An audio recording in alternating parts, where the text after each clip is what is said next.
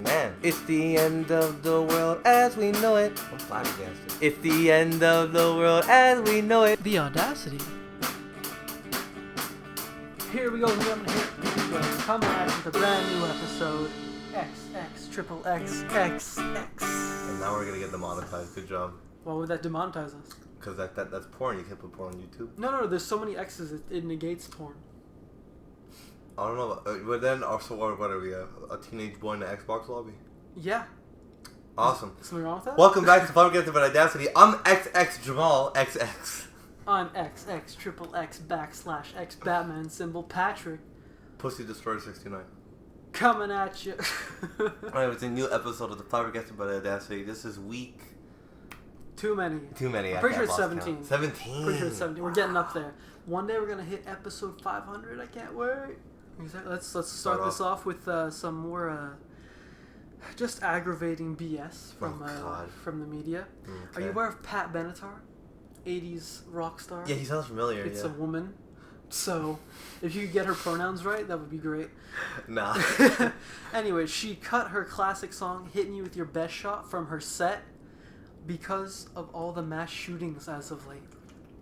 That's funny. That's retarded. No, okay, but it's kind of funny. Hit me with your best shot. shot. Bang, bang, bang. Dive on stage. I mean, I think it's funny because she did that and everyone's like, that's ridiculous. Why would you do that? But then there's like Eminem's song where it actually has gunshots in it, like in the sound. Yeah. And he just left that in. Like, what a Chad. I mean, I think it's one of those things, right? I think it's her playing it safe. I think we've entered this generation of there's so many fucking like defenders of the LGBTQ and there's mass shootings and the gays and all this stuff. The trigger warnings and all that. Yeah, so it's like she wants to play safe. Because imagine she would have let the song in. Maybe 80% of people are like, oh my god, I love this song. I think I should do it. It's one of her greatest hits. Exactly. But then 20% of those people go on Twitter or go on Facebook and go, I can't believe Pat Benatar would do this. And then what happens is a lot of times these venues, it's not because they don't want her to perform there, they also don't want to get slandered. It's like, that's what's so crazy about social media. It's, we really think of it and we go, oh, it's whatever. It's fucking powerful, dude. Like, look how many people's lives have been ruined. Well, ruined and also been praised. Like, I mean, I don't want to give social media the worst name. There have been some good things. Like, I think one of my favorite feel good stories is that guy from TikTok. He used to play Dreams from Fleetwood Mac on his skateboard, drinking that juice company, and he got like $1 million. What are you What, you play Dreams on a skateboard? Okay. How do you play the song? No. He's riding on a skateboard. Okay. He has the phone like this. Well, you can't see it, but like he has the phone like he's taking extended. like taking a selfie, whatever. He's taking the video. He's on a skateboard. The song that's playing while the video is being played is Fleetwood Mac Dreams. Okay. And he's drinking that company's juice. It's like a really popular company. Prime? No, that's not Prime. Monster Energy. No, it's Red Bull.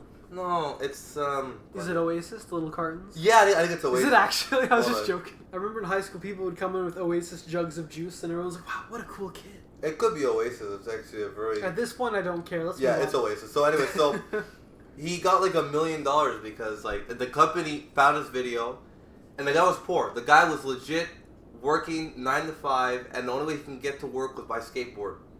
And the company bought him a car and gave him a lifetime's worth supply of their juice because of that video. So it's like sometimes they do good. But back to Pat Benatar.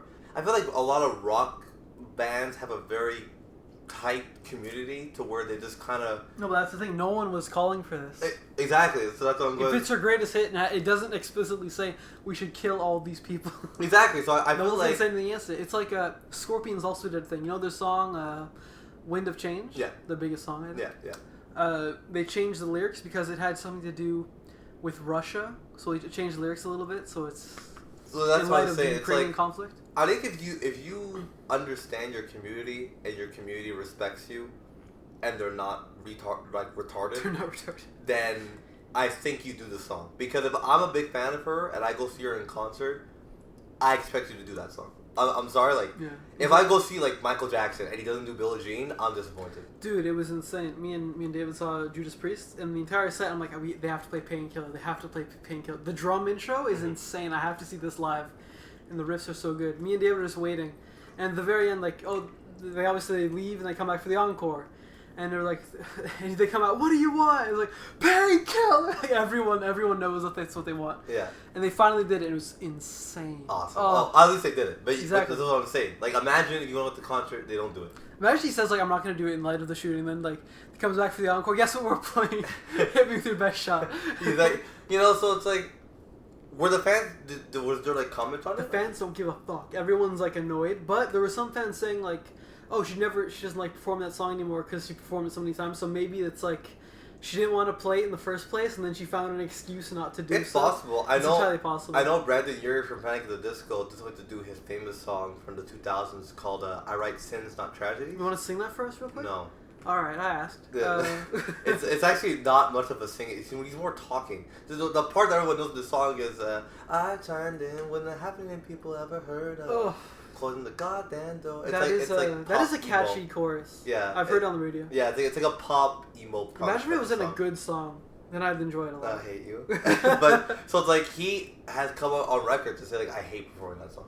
Yeah. He just like doesn't like to do it. It happens to all artists. The biggest song is it's like Metallica's Enter Sandman. They've played it over 400 times in 2 years, and they were like, we don't want to play it anymore. Yeah, no, that's fair. So I mean. Maybe it's possible. It's definitely is possible that she just didn't want to do it. She found a good excuse for it. She should have just been straight up about it, though. If she didn't want to play, like, you know what? I know you like this song. Just hit play on Spotify. I'm not performing it. If she would have done it like that, I would have respected it even more. I would like, you know what? Okay, respectful. Like, exactly. Whatever. But okay. There are live versions of it on YouTube. Just check that out. Just watch it on YouTube. I mean, it's always different when it's live, but I get what she's saying. I can understand playing the same songs over and over again. Yeah. We'll stay in media. Yeah. Jordan Peele has been called Best Horror Director of all time due to his consecutive successes with Get Out, Us, and now Nope. All time is a big word. The article legit says like 3 in a row. No other horror director has done that, and so they're naming him the GOAT for that. I mean, I look at Alfred Hitchcock. I mean, I know like Psycho isn't. That was like the biggest. Yeah, I mean, it's not like. Up-to-date horror, but at that time... It was the first, like, of all time to be, like, that graphic. Yeah, and it's not even that graphic compared to today's standards, but it broke new ground. Yeah, so I'm going, that, like... Can we really say he's the all-time? No. Is he good? Yes. He's doing pretty good. I think I watched Get Out. I didn't watch Us, though. I didn't know that was even him who made Us. I thought it was someone else. Get Out I enjoyed. I didn't see the new one. I didn't see Nope yet. I want to see Nope because it's alien horror and I love aliens. Yeah. I think it's funny, living in Quebec, the French word is called Benatar.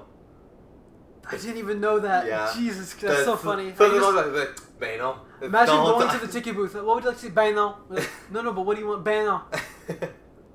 So you don't want to see anything? Benatar. So but even in English, like, what do you like to see? Nope. Yeah. So you don't want to see him? Nope. I don't want to. I just wanted to see you.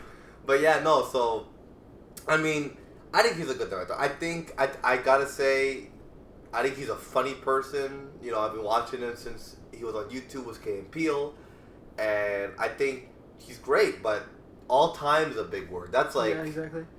That's the same. The guy who made Parasite is like the best fucking director of all time. Like, you made one good movie. Like, good job. Like, I'm proud of you. Keep it going. But like, you have to be a bit more like. If he does enough to make it like his own personal style, like then fine, yeah. Like it's like what Tarantino did. Yeah. He makes movies like no one else. No, for sure. Like, so he has his own genre. Yeah. Tarantino has his own area. If Peele could do that for horror, then I could be like, okay, good, you're a great director. You made it your own. Yeah. There's no one else like you. But his movies, they're good, but they're not like they're not stand out. No, they don't. They're like Get Out. Like, I haven't come to that point where it's like, oh, that was like such a different movie. Like, I have a hard on for Kingsman. Like, I felt like when I saw Kingsman, that was the first time in a long time that I saw a movie that I couldn't wait to see again. Really? Like, at home. Yeah, it was the first time in a long time. That's how I felt about Maverick. Maverick was that's why I wanted to get into that after, because I saw that movie. But that movie, Soul from Pixar, that was a movie that I wanted. The ending, I hated the ending. Of Soul? He should have fucking stayed dead. I hate how Disney and Pixar can't commit to when people die. No, they can't. Like in Raya and the Last Dragon, the dragon fucking dies at the end, and everyone's like sad for like 2 minutes, and then she comes back. I'm like, what? kids need to know what loss is. Yeah, this is true. If you deny if you deny them this feeling, yeah. when someone actually dies, like even if it's a pet, they're gonna be absolutely devastated because they've never. It's like, where's the after credits? Does he come back? Exactly. You know? Like. I mean, the wakes up dog's dead. Like it's okay, he'll be back tonight. It's like, exactly. No, that's not how life works. But Rhea came back. Yeah, I guess maybe. But I don't know. Like I saw Get Out. I was like, okay, good movie, but like, I wasn't like, I can't wait to see it again, like anything like that. But, I tried to watch it a second time. It wasn't as good. Yeah. He's a good director. I mean, whatever article. Considering that it was his debut, it was very good. But it's like for sure. It's like John Krasinski with Quiet Place. Yeah. That was very good. Yeah. Very well done. Second one sucked ass, but that's because of the writing. Yeah. Well, that or like Bird Box. Who made Bird Box again? Bird Box was crap, wasn't it? Wasn't that with Sandra Bullock? It was okay. I didn't mind it. They're just copying A Quiet Place, but instead of no, that came out before A Quiet Place. No, it came out after. It was on Netflix. It came out after. When the fuck did Quiet Place come out? 2017? Really? Something like that. Oh, maybe I'm thinking of A Quiet Place 2, and that's probably why I'm getting confused. Could be. Okay. I've never seen the two next to But no, Bird Box, I'm pretty sure was a ripoff of A Quiet Place, where she can't look at them, right? Yeah. So it's like the inverse of hearing. Yeah. So it's, with the whole greatest director of all time thing, Jordan Peele saw these posts, and he responded with, no, John Carpenter deserves that title. Wow. Because he made The Fog. Yeah. The Thing, which is one of my favorites, is The Thing. Good movie. So good. Yeah. And what he did with that, he made it a non-direct sequel to the original 50s version. Okay. Which is just called Thing, I think. Okay.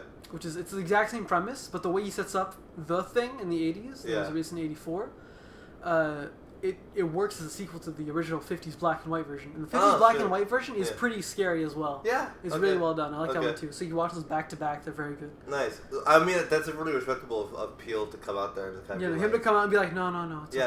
That's very human of him. I think it's very human of him. That's very humble of him, and it's just good because that's good karma. That's really gonna. It's very humbling of him to do that. It reminds me because I remember in the early 2000s after Shyamalan, I think he released, it was The Sixth Sense and Signs, I think. Okay. And Unbreakable.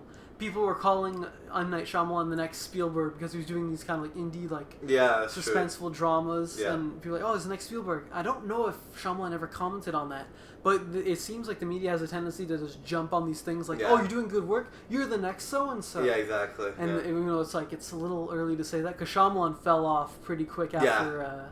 The Signs, I think it was either Signs or Unbreakable, but I remember he did something in like the early 2000s. The Village or something?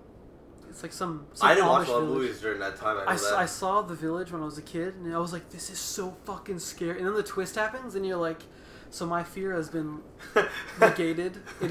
It's like being afraid of something, and then you find out it's fake. It's like when you see like a coat rack in your bedroom in the dark. You're like, that's fucking terrible. Then you turn on the light, oh, it's just a coat. Okay, that's fair. That's how I felt watching that movie. And I was pretty young watching that, and it was just like, oh, that sucks. Well, for anyone who's watching this right now, I mean, listening to this. Yeah, this is an audio format. If you guys are into movies or you like movies, just I'm about to do like a 20-minute. I'm pretty 20 sure. 20-minute? Yeah, segment right All here. right. So let's do one after the other. Go. So recently, I've been watching a lot. I've been trying to catch up with you. I've been trying to watch some movies recently. I watched Top Gun. I watched Doctor Strange. I just watched yesterday Thor: Love and Thunder. Oh, you watched it. So I watched. We talked about Top Gun and Doctor Strange. Doctor Strange. So let's talk about Thor. So Thor, but I want to talk about Thor, and I want to talk about. I owe you an apology for something that we had talked about like way back, and I said something, and now watching Thor, I'm like, you know what? Maybe he was right. So about what? So basically, you had said that how these live. Well, first let's talk about Thor, and then we'll go into it. So Thor. Let's just say, thank God I have scene points, and I was able to do it for free, because if I did, I'd be really pissed off. You didn't like it? It wasn't bad, but I felt like I was watching Guardians of the Galaxy without Guardians of the Galaxy. It was too funny. In the trailer, they show the Guardians, and the Guardians are only in it for, 15 minutes? Yeah, but the movie was too funny. There was too many little ha-ha hee-hees, and Thor's not like that. Thor's a serious hero. He's not... Yeah, Ragnarok had a very good balance with that. Yeah, Ragnarok was perfect. It was a good balance because he was kind of coming to the fact that his hammer broke and understanding who he is and where his place is in where is he from again? Asgard.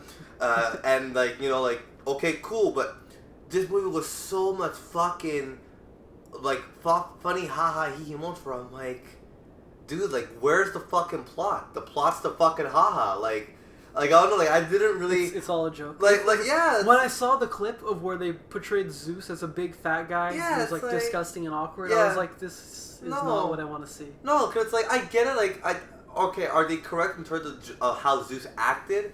I would say yes. Like the Zeus orgies, isn't a real person. I don't know if you know this. Well, I mean, in terms of how the Greeks would depict Isn't Zeus like a big scary badass? No, he's not. He's still a bit more muscular. I agree with you on that part, but the whole orgy thing and the whole like ego thing, that was based on how the Greeks depicted him. I could see that, but then depicting it as like a big joke and making fun of him, I think no, it's not. It's wrong. It's wrong, and it's like watching that part. I thought that whole segment was just there for the next movie. Because it's like, if you watch, if you're any Marvel fan, you watch, of course, both ending sequences at the end of the movie. This is sign which I forgot to research, I believe, because me and one of your girlfriends? Yeah, but if you're listening to this, Natasha, my whole probably soon-to-be girlfriend watched it with me, and we're trying to figure out who the son of Zeus is. What is it, a mystery? Well, you see him, but he just has a hammer, and I'm confused. And I don't know if it's Mercury, but I'm pretty sure it's not Mercury. I think Mercury's just the messenger god. God is a messenger, and he's like really fast. So I'm like, okay. But I don't know. I all you know is that he says we have to get revenge, and he goes, "I understand, Father," and that's it. So it's like that whole segment. If this wasn't there, we never would have got that segment, you know. So it's like the screaming llamas. Okay, haha, it's funny when I heard they did it too many times. It's too fucking many times. It's like. It's like fucking having a fart in a Pixar movie. It's like that comic, reliable comedic relief.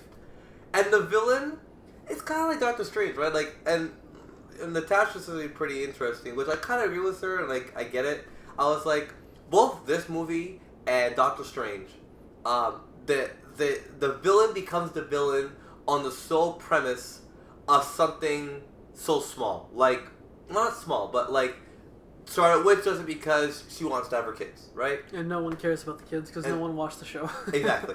And this movie, the guy becomes a villain because he prays to the god. The god's like, oh, I don't give a fuck about you. I don't give a fuck that your daughter died. Wow. And I love that commentary on reality. That's great. And then he goes, oh my god, you don't care? I'm going to kill all the gods. It's like, okay. How would he go about doing that? Because he's just a man. I haven't seen the movie. Oh, he gets like this sword. Are you gonna go see it or I don't care anymore. Okay. The only ones I care about is Spider-Man because that's the only one that hasn't been tainted yet. Yeah.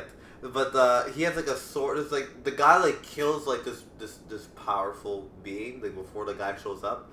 And he's like, he gets like this sword. I'm trying not to spoil too much in case someone is. No one's gonna watch it. It's been what 3 weeks since it's been out? Okay. And the numbers just drop. Yeah, no. That's what happens on the opening weekend. It's like great. It's all the fans seeing it, and then word of mouth spreads out. And people are going, it's okay. Yeah, it's fine. Or people just straight up, it sucks. Like you're saying, it's not worth it. Yeah, I say just watch it at home. Wait, it's like what they did with what's it called? Doctor Strange. Yeah, it did mediocre at the box office. Yeah, it's a good stay-at-home movie. I think it's a good if I would have watched it at home on my TV, I would have said, okay, cool. Because that's the thing, like, you go to the theaters, I think now more than ever, for a specific experience. Yeah. You want like the big screen and the sound. It's more than just flashy things at this point. Yeah, it's the sound. You want more dramatic tension, and Marvel's lost that. Yeah, no. Since Endgame.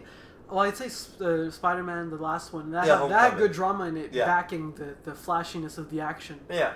But they're just losing the way. I agree with you, and the thing with I want to go see it at a particular theater that has, it's called 270 view, so it has it on the sides. Wouldn't that be annoying? Actually, you would find it's not. Most time it's just mostly just background, so you just kind of feel more immersed. Like the only time I actually felt like it was used really well was like just like a jungle sequence. And there was like jungle like on this side and this side. It was like peripheral vision. Yeah, so that felt cool because I really felt like I was in the jungle. And I can see that being used very well in horror because if you have like something creeping up in the corner. Yeah. So that was well done. And this movie, the villain uses like the shadow. So there's like something you see the shadows on the side before they enter like the main screen. That's a cool way to use it. So that part, I agree. I thought was pretty cool how they use it. I like that feature. But it's like, again, the villain is not really memorable. He's a cool villain, sure, how he uses the shadows as his tool to kill. Awesome. But it's not really usable. And then like And then of course, and I hate to be this person, but like then we had to have fucking Lady Thor show up, which is Thor's ex-girlfriend who becomes Thor. Real quick, just do like bullet points. How does she become Lady Thor? So basically, has stage 4 cancer, goes to New Asgard because Valkyrie. How did she get there? Valkyrie took her? No. Well, New Asgard's on Earth. They basically. Oh yeah. Valkyrie came to Earth, made a little area called New Asgard. So there's like Asgardian children on like there, and they have like different technology and shit like that. Finds the hammer. The hammer starts to shake. She finds the hammer. Well, the hammer was there. They like put it in like a glass, like in pieces. In pieces, like they put it like they must have they put the grass. Who the fuck picked it up? I don't fucking know. She destroyed it in that field, and then they teleported elsewhere. It's there.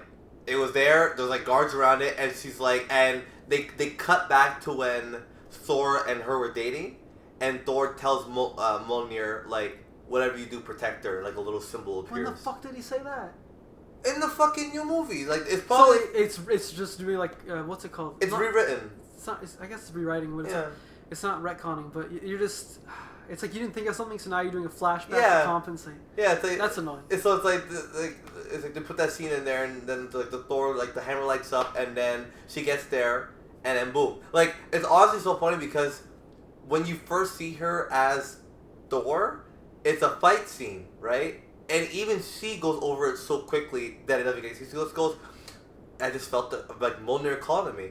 There is no indication that Mjolnir called her. Like when she goes to New Asgard, she's legit in a fucking cancer. It's like rule number 1 of filmmaking: show, don't tell. Yeah, it's like she's like legit in a fucking cancer treatment area with like her best friend, and she goes home, finds a book that talks about New Asgard. She's in New Asgard. I was like, where? Like, who said? Where is this? Like, no one even told her that she was going. She just is on a tour group, and you just see her with like a hoodie, and she's like, the hammer. And then the hammer starts to shake, and I'm like, okay.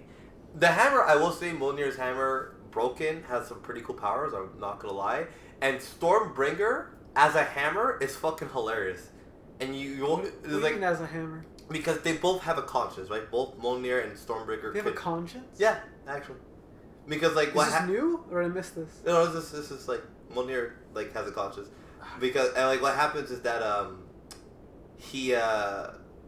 Thor is like trying to like see if he's still worthy of like Mjolnir. So he's like doing this, like he's trying to like bring it towards him, and like Stormbringer like comes out of like the corner. He's just like, "Are you calling me?" Or like it was kind of funny. I was like, okay, and like he tries to like warp, and like he warps wrong, cause Stormbringer is jealous that he's like talking to Mjolnir, and I'm like, hammer drama. Oh, this is where we're at now. Okay, so yeah, it's a weird movie. I like Lady Thor. She's dead now, so it's funny. Yeah, she dies at the end. Yeah, it's great. She's in Valhalla now with the black guy. What's the black guy's name again? So Valhalla's an actual place? Yeah. What's the black guy's name again from that part? Idris Elba. No, the guy who dies in the third one. Idris Elba. I just know the actor. I don't know. You don't know his title. His character just pops up randomly, so I never took the time Isn't to he like the gatekeeper? Jotunheim. No, that's a place. No, like, is it a gatekeeper? His name's not Gatekeeper. He has a name. Yeah, I don't remember. Anyway, so he's in Valhalla. You see her there. Imagine Idris Elba being like, "Oh, free paycheck. That's great." What do you have to do? Just stand there and smile. He's there for like 5 seconds. Exactly. A free paycheck. All in all, my apology to you is the fact that I remember I was saying, Doctor Strange, like it wasn't that bad. You're saying like how like the Marvel movies have been pretty shit, and after watching 2 of them back to back, they're pretty shit. They're not worth rewatching. But to kind of end on this, I've been seeing some pictures as of recent of the next phase of Marvel movies coming it looks like trash. It looks like garbage. It looks so bad. It looks so bad. The new female Avengers look so shit. Like I saw it, I'm like, I'm sorry, I'm really sorry. But after Iron Man died, I think that was it. After like I'm saying, it's all that's left is Spider-Man. But I heard they're doing a Spider-Man series on Disney Plus. Oh no! And I was like, please, it's over. Please, no. Yeah. Dude, that's the Spider-Man 4 curse. No one gets a 4. Yeah, exactly, right? I mean, I look at it like this too, like like, there were some trailers for some movies coming out, right? Bullet Train looked actually really good. Not sure if you heard about that one yet. You want to look at the trailer. I haven't seen it. It's only in theaters, so I might want to go see that one. It's actually pretty interesting. I do want to see Nope. I'm not going to see that one. No? I'm not down for scary movies, especially in a big movie theater like that. I like to watch them Every time we talk, you're like, "Oh, I watched this really bad horror movie." Well, bad. If it's bad, I'll like watch bad it in horror. theater. Yeah. If it's like stupid horror to where like I can get by, like it's fine, but like that actually was a bit scary. So. I wish I could get scared by movies. Yeah. The last time I was scared by a horror movie was probably A Quiet Place because they were doing tension so well in that. Yeah, it was. I remember like she steps on the nail on the stairs. I jumped. I was like, Jesus Christ. Yeah. But there was that, and like. I had a discussion with a friend of mine. He was like, "What's better, DC or Marvel?" Like, what's this Marvel shit? Like, DC is even worse.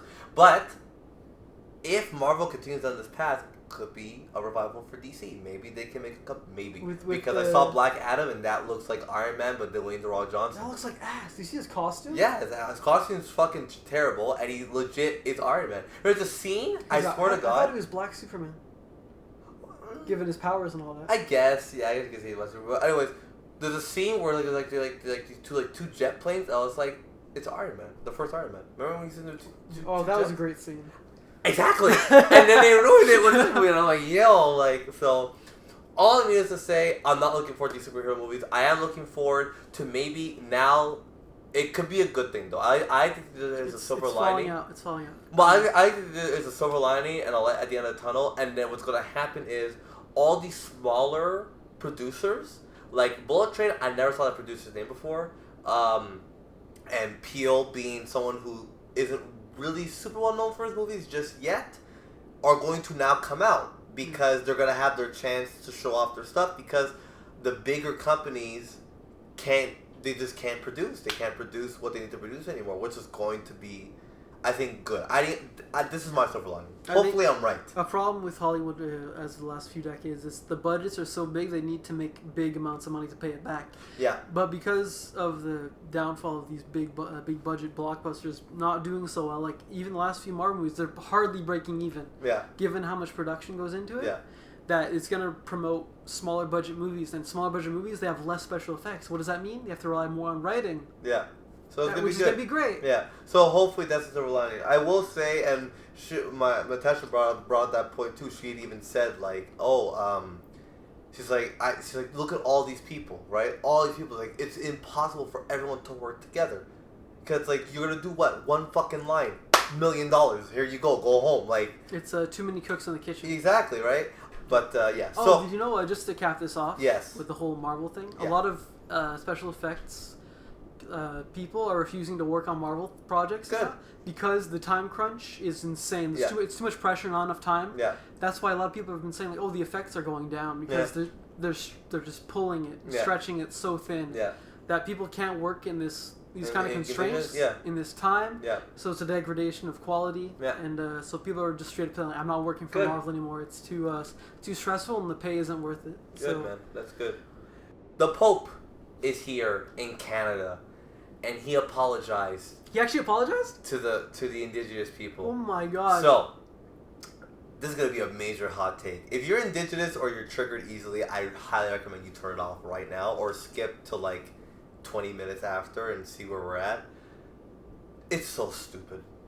What, like, as a black person, if a white person said, I'm so sorry for slavery, I'm punching them. Not for the fact of slavery, because you're an idiot. It happened 200 years ago. You're no longer connected to that. Mm-hmm. It's like when people who still go, oh, Justin Trudeau did blackface. When Justin Trudeau did blackface, it was appropriate to do blackface.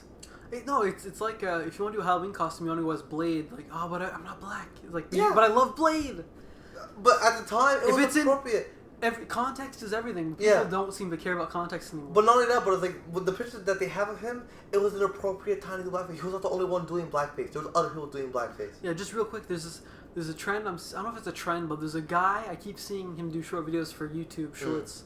He dresses up as a certain ethnicity. Like he did like an Asian. I think it was Chinese or something. He has like the hat and the robes, and he goes up to white people, black people. Is this offensive? And they're like, yes, you shouldn't be wearing that. You're white. And then he goes into like Chinatown, and everyone's like, I love it, thank you. You're like honoring my culture. Yeah, it's like and like these people are getting mad on behalf of other people. Yeah, exactly. Just because they assume that those people will be mad, but they're really not. They're not, you know? They're just happy to see their culture celebrated. Yes. Like, if he was going around, like, making squinty eyes and doing, like, ching chong, then it's bad. Yeah, exactly. But he's not. He's being, like, very polite about it. Yeah, so it's like, there's that, and, like, okay, the apology, is it good to admit that what you did is wrong? Fine. Yes, I will admit that the Catholic Church is responsible for a lot of shit, and the fact that they apologize, cool. Great. But for them to march, they've walked from the last indigenous school in Quebec to into Quebec City, where the Pope was going to talk, just to hear him go, sorry, you're dumb. I'm like, just accept the fact that the Pope apologized. I can just imagine mid like presentation. God loves us all. We are all His sorry. What was I? You know, just darts his eye at them for a split. Sorry, and it continues. Yeah, it's like it's nice, and then even the people who did the interviews are like going, "Well, it's just starting now. We have to live with these wounds," and I'm like, "Yeah, okay," but I'm going, "Is it really?" Do you really feel that much better that he apologized? Like, I watched a movie last night. This girl, she's like having trouble in high school. She's getting like depressed. Yeah. So she didn't do an assignment. She goes to her teacher like, my dad died, so I couldn't really do the assignment over the weekend. The teacher's like, when did he die? He's like, 2017, and he's like, no, that's not. No, I have a 1-year time limit for the deceased. That's funny. So she said she couldn't use that excuse. And I was like, it's funny. One of those things like you can't use that excuse for everyone. No, but it's like I'm sorry, but if someone fucking kills my dad and then goes, I'm sorry, I'm gonna go, oh, you know what? You're good. Like, nah, like it doesn't. It doesn't change. This isn't even comparable because it didn't happen to you. Exactly. But what I'm saying is that it happened so long ago.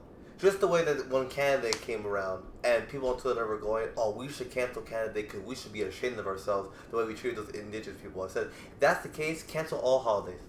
Just cancel everything. Yeah. Christmas, we did fucked up shit. Thanksgiving, we did fucked up shit. The only one you could keep is probably Easter. Maybe. Or Valentine's Day. So it's like, we can't even... It's like, as long as you understand... and you reflect on what we did, and we no longer do it, right? There's no more fucking schools like that we have. There's no slavery except for in China, but China's okay because they pay the bills. Exactly. So it's like, if that's the case, and we understand it, okay, cool. Get the apology. I'm not saying don't get the apology. I'm just saying that shouldn't be the golden line of going, okay, now we can heal. You should have been healing day one, guys. The apology should have been the last part. No, not day one. You grieve. Yeah, you grieve. You grieve. Like, I would say days 1 to 30. Then after that, you start healing. You heal up. Okay, it's been how many years? So 200 or something? So they've had their time. They've had their time. They've had the time. They've had the time to grieve, and you heal up, and then when he apologizes, that's the rope. That's the thing that ties it all together. And he goes, the Pope, the highest level of the Catholic Church, is apologizing for what they did to you. Now you can move on. But some people will go, but now we heal. What the problem that these Native Americans have is that they're still living in poverty, and a lot of their communities suffer from drug use and alcoholism. And that's not the Catholic Church's fault, though. No, that's but our fault. That's how they're living, though. But that's what I'm getting to them. It's not necessarily, it's not their fault. It's not today's civilization's fault.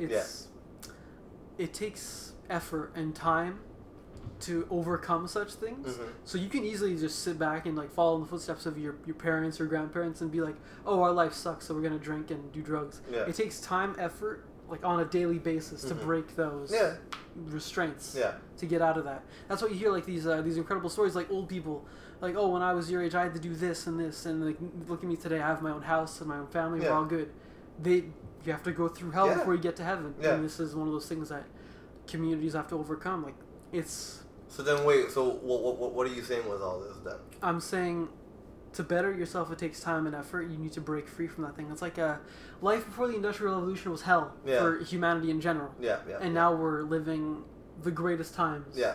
It might not seem like it, but that's only because we didn't experience the time before the 1850s. Exactly. No, I would take this day over 1850s any day. I'm just saying, indigenous people, I mean, I'm not indigenous, so I don't know exactly, but being a minority race, I understand what it's like to be discriminated. I understand what it's like to have a part of your culture kind of tainted because unfortunately, of white people. But it's like, dude, their way of life was incredible. Yeah, it wasn't perfect. Like they didn't have medicine or anything like that. But they were really well off. They were generally more happy. Yeah, they're definitely well off. So it's like, I understand what we did was wrong, and even for me, like I look at that, I'm like, fuck, like, it's really fucked up what they did. Just the way how we treated the Chinese people who came here and built the railroad. It's fucked up how the fuck we treated them, but it's like, that's the past. It's done. We apologize. We move on. It's unfortunate, but it's like for you to hold that on for that long, and like. The Pope, it's been a while since actually a Pope has come to Canada. It's been like at least 100 years since. I didn't miss him, so. But it's like it's just I don't know. The apology, it's nice, but for them to make it such a big deal, I don't know. I mean, because I'm not indigenous, I never went through it, but it's like I feel like you should have done the. I've heard a lot of interviews of them going, now the healing can start, and I'm like, it should have started and it should have ended here. But that's just my opinion. Like, change takes time. It doesn't happen overnight. Yeah. So, and the last thing that I have is we know that COVID-19 still going around, the pandemic, right? Still happening. Our very own Isaiah Jacobs has COVID-19. Our very own Isaiah Jacobs. Rest in peace. He's dead. Not yet. But so COVID-19 still going around. The cases have been going up actually. It kind of dropped. Because no one cares anymore. Nobody cares. I see the sanitizer bottles at the head of stores. Everyone just walks by them. I still use them because I'd rather not be sick. Yeah, me too. I definitely something I do forget. I will admit, but like I still see a good amount of people wearing masks, which is nice. It's whatever. Like if you want to be extra safe, it's not a crazy thing. But I did it and you know, I saw the cases and I was like, okay, it's not anything too crazy. Like it did drop. Like it's up there, like it's a bit concerning, but it's not super crazy. However, because the world is such a great place, monkeypox is now also a national-wide pandemic. Yep. Yay! Because WHO came out. Yeah, they said it, and I think what's really going to be fucked up is that a lot of gay people are going to be discriminated for this because gay people. Yeah, because it's started sexually. It's between two men. We discussed this 10. Yeah, I think it was our 10th episode. Yeah. With the boys. Yeah. So 10 weeks, and now it's if you're gay, you're gonna probably get discriminated for this one. I mean, it can happen, men to women. It's not like it's not doable at all. But why I think it's because it's not as women crazy. are generally more cleaner than men. This is one. It's also, which is very interesting, that it's not hitting Canada as hard as it's hitting the European area. Like European, all those countries, there's like 12,000 cases, while in Canada it's like 2,000.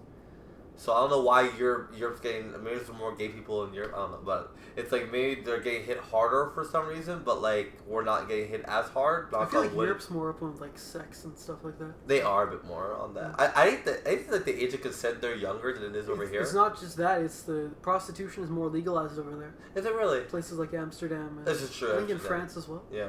So, anyways, so that's pandemic. So just get ready for another vaccine to drug you up some more. You thought COVID was bad? Get ready for some monkeypox, okay? You're gonna be swinging from trees, eating bananas, covered in chicken pox. No, I mean, it's not as hard. I think why it's also not like super, like, not every nation's like, okay, we have to vaccinate and lock down, because it's not transmitted as easily as COVID is. It's skin to skin contact more than just breathing the same air as the other person to get COVID. So, yeah. I'm ready for my vaccine. Are you you ready for your vaccine? Are you ready for some sad stories? Oh no, okay. Sheila Celeon, I don't know how to pronounce her last name, a 61-year-old tenant was found dead 2 years after her death in her UK flat. Nobody seemed to notice she had died. Even when other residents complained of the foul odor, they were ignored. What's even more awful is that the landlord kept taking monthly rent payments. When police finally broke down the door, only the skeletal remains were left, and they laid on the sofa where she had died. Wow. That is... It's pretty sad, eh? First of all, it's sad, but it's so fucking funny. Yeah. That's so funny. Like, either the person had no family, or she was just a dick to everyone and just no one loved her, because the fact that... I mean, I ain't the only part that's just the most fucked up with the landlord just kept taking money. How much money does he have in the bank? See, if she would have had no money in the bank, she would have been found a lot earlier. I tell you right now. If she wasn't making automatic payments. Yeah, like that one would like lock on like, Sheila, Open the fucking door, Sheila. It's like, just imagine the guy from Spider-Man 2. Rant! Yeah, rant! Where's my money? Yeah. I mean, the smell must have been horrific. That's why people can you imagine like an odor so foul, it just comes out of the room? Fuck. And it's that noticeable? 2 years. 2 years. Yo, man, that shit must have smelled. Her body, I mean, the skeletal remains would have been there, but fucking the How funny would have been they walked in, like, we didn't find the old woman, but we found some old Halloween decorations on the sofa. That they look really well. Where did she get these? Yeah, really good. Imagine, no one like called her for her birthday. Nothing. And it gets worse, though, Jamal. There's a little bit more. Only 2 people attended her funeral: her estranged brother and a member of the Peabody Housing Association that owned her apartment building. Wow. And what's even more sad, it gets worse, Jamal. It gets even worse. How? The priest said she was loved by her friends, family, and neighbors. Evidently not. Yeah. Well, I think the priest kind of says that. It's like obligated. Yeah, it's obligated to say Though that. there are only 2 people here today, she was loved, believe it or not. Yeah, by who? That's Exactly. really funny. Wow, that's It just goes to show, keep your friends close and your family closer, because you just might die alone. Yeah, apparently, fuck. That is very sad. That's a very sad It's incredibly story. sad. So keep your social tidings Yeah. on check. I think after like 48 hours, I think it'd be people will notice you're gone? Yeah, I think 2 days and then people start being like. I give 4 days, mostly because 4 is my favorite number, but still. Okay. Yeah. I think I'll notice you're dead. I think like after like a week of the podcast, I'm like, oh, that's everybody like didn't. So text Pat, me. when we do the podcast, Yeah, Pat. he doesn't respond. Oh, thank God we're not doing the podcast this week. I don't have to go out. Yeah, exactly. I think I have to like, a couple days. I'll probably like, yo, like, word fucks Patrick, definitely. Is that how we're gonna end this episode off? On a fucking. No, we're gonna bring it back. Thank God. Bring it back up. Don't worry. So a few weeks ago we talked about that radio DJ who played "Killing in the Name of." Yes. On repeat. Yes. Well, we have more Rage Against the Machine news. Okay. Tom Morello, Rage Against the Machine's guitarist, was tackled by security. Oh, I saw that on stage I saw after that video. a fan rushed the stage. Yeah, I saw that video. So security guard tackled the guitarist instead of the trespasser. He missed him. He juked him. The guy jumped out of the way and he got tackled instead. No, if you watch the video, he actually juked the fuck out of the security guard. It was hilarious. Yeah. Because he comes on the stage, right? And it's like, he was coming from like behind, and the security guard was coming at the guitar player, right? I think he was more concerned that he was going to get stabbed than anything else. I think that's why he probably tackled him.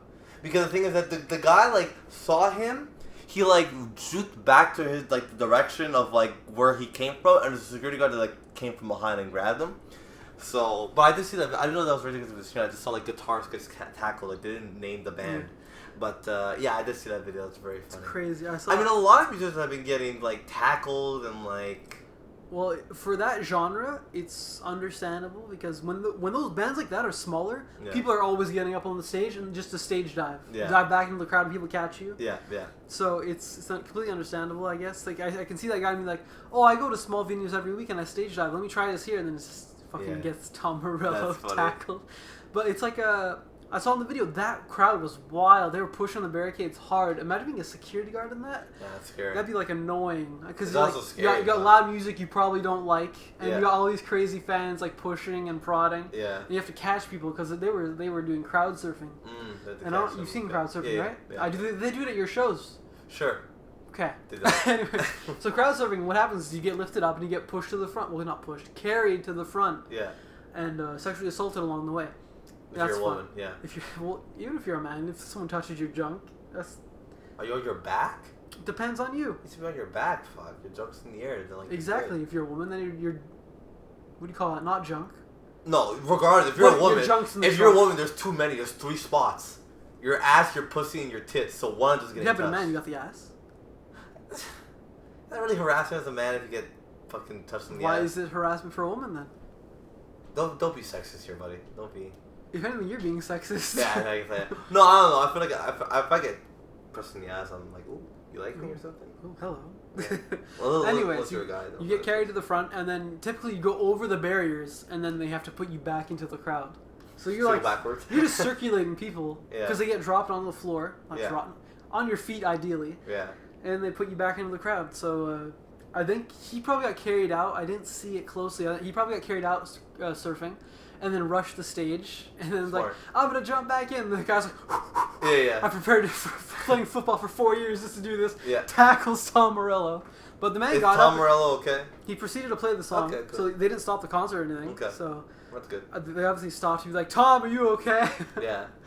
And then yeah, but there's been numerous things like where security's like too hard on these rock concerts on these rock fans, because the crowds are generally more like energetic. Yeah, but it's like you have to take security seriously. Like I know, but I think it was you never know who's gonna be I there. think it was a Slipknot concert. The frontman stopped the show to tell the security they lay off. This is just how we are. If they do like extra, let's say this is the limit. If they go over this limit right here, then you can do something. But otherwise, this is how we are. You gotta understand that. It depends. I mean, I'm not really in agreement with him telling him to like lay off, because at the end of the day, it's like I understand. Okay, rock concerts are a bit more intense than I would say like an R&B concert, stuff like that. But at the same time, it's security. You never know. You never know who's gonna be at this concert. It's like, I think my prime example is the song that Eminem wrote about that guy named Stan. The very famous song called Stan, where that was a real life fan who like, he never like tried to kill Eminem, but like he killed himself and his girlfriend at the time because Eminem didn't respond to his letter, right? So it's like, you never know who's gonna be at these concerts. Maybe, you know, one of the guys wanted to talk to Slipknot. Slipknot said no, and then he's like really pissed off at him. So next time he sees him, he's gonna fucking try and kill him. So they're like rushing the stage. Yeah, so it's like, I get what Slipknot is saying, but I also understand what the security guard is saying. Like, I as a performer myself, we've done shows where we've had security. Yeah. I'd rather the security be a bit more uptight and keep the people a bit more restricted. As far as stage diving goes, you're typically with big bands, you're not supposed to do that. I'm talking like smaller venues. Yeah, for small. Then you can stage dive because they have no security. Well, this want to say, so if they have no security, then even like if you're one security guard and they're stage diving and you can tell that they're all having a good time and there's a general good vibe, that would be okay with that. I'd be like, you know what? Listen. As long as the song is going well and the artist is okay with it, then I'm cool. From what I gather, stage diving is mostly like a hardcore kind of thing to do. 100%. So what you would see is like if the frontman is not like big and tough, like then it can be scary. But I remember like when Pantera first started, Phil Anselmo was a scary man. Yeah. So I think I heard a story once. Someone came up on stage and he was like waiting for him to jump, and the guy just like he's like, you get off the stage, like this is it. There's like a rotation happening. Like you need to jump or get the fuck off the stage. Yeah. So he just pushes him back in. So it's like, on the flip side of that, someone did it very wrongly. It was a girl. I don't know what the show was. I don't think it was hardcore or anything.